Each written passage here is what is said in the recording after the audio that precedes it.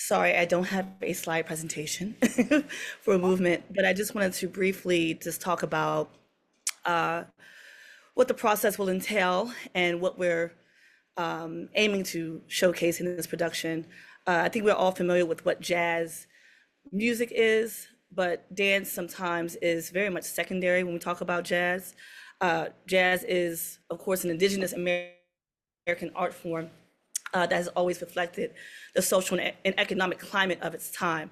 So dance has always been a way of communicating where we are in space and time. So in this production, I just want to make sure that when we see Herbert and Zora come together, I think Herbert is pursuing Zora, yes, in this moment? Yes. Okay, right. So when Herbert is pursuing Zora, we are still seeing these signifiers, and signifiers are usually described as like gestural work in dance or posturing, postures or poses, rhythmic signifiers. And in jazz, we see a lot of, in jazz dance, we see a lot of gestural work, especially in rhythmic and syncopation. Okay, and so it has to be very specific, as you were speaking to this earlier about making sure that the historical context is very clear. Where dance has a way of showcasing where we are again in time and space and who we are in this space.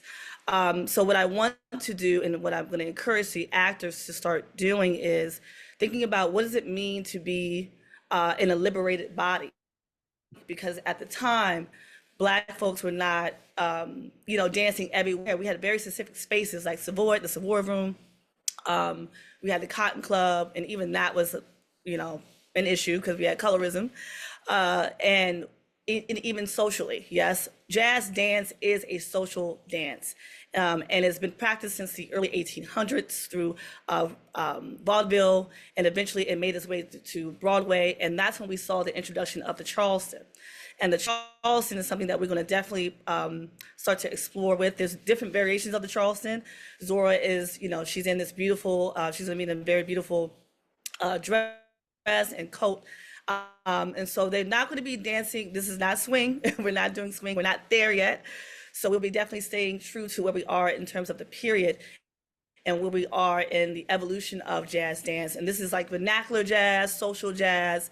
So everything is although fast paced, it's still going to be done under, because this is going to be more of a moment between Herbert and Zora, right? He's trying to get her attention. He's telling her about his aspirations, and they're both sharing their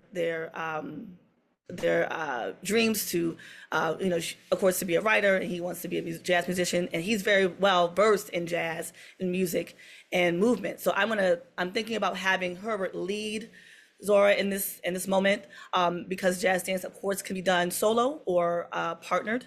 Most of the time during this was, especially during this era, it was there was a lot of partnering, and not in the traditional sense. Usually, say Zora's facing out and Herbert will be behind her, and they're actually mirroring each other's movements. So I just want to encourage the actors to start thinking about their own movement practice. How do you move when you're feeling joyful? We see a lot of this even in modern forms of dance.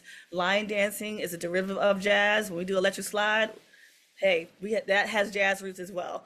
And so I just want to make sure that we are staying true and authentically telling the story through movement as well. This is kind of enhancing the story, and also kind of defining the relationship between I want to call him Sherbet, I don't know why, Herbert, excuse me, and Zora.